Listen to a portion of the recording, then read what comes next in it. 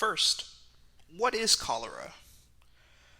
The Centers for Disease Control tells us that cholera is an acute diarrheal illness caused by the infection of the intestine with the bacterium known as Vibrio cholerae.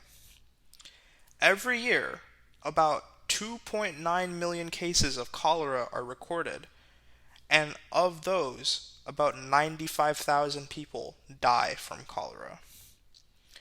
A cholera infection often causes mild symptoms, but can be severe, and without the proper treatment, people can die from cholera within a few hours. So, where do we find cholera? Well, it's almost always found in contaminated water. That's water that may have been contaminated by fecal matter.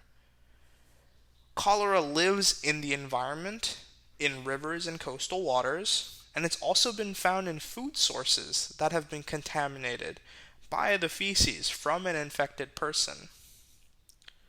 You can also get cholera from shellfish that are eaten raw. People in the US have contracted cholera after eating raw shellfish from the Gulf of Mexico. But mostly, cholera is found and spread in places with inadequate water treatment, poor sanitation, and insufficient hygiene. For the most part, cholera has been eliminated from the so-called developed countries for about 100 years, but there are still a very high number of cases and deaths in Africa. Africa actually has the most outbreaks and deaths in the whole world.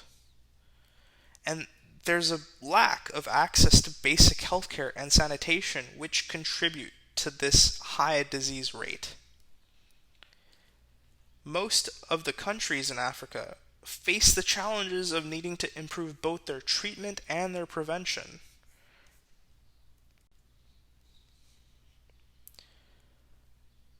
There was an outbreak of cholera in Yemen in 2017, and since April 2017, there have been more than 1.2 million reported cases. About 2,500 people have died, and almost half of those have been children. Some of the reasons that we're still seeing cholera outbreaks today are water, sanitation, hygiene, and a limited medical care infrastructure. So there's always work that needs our attention in public health. Hopefully, some of these can be solved one day by someone like you.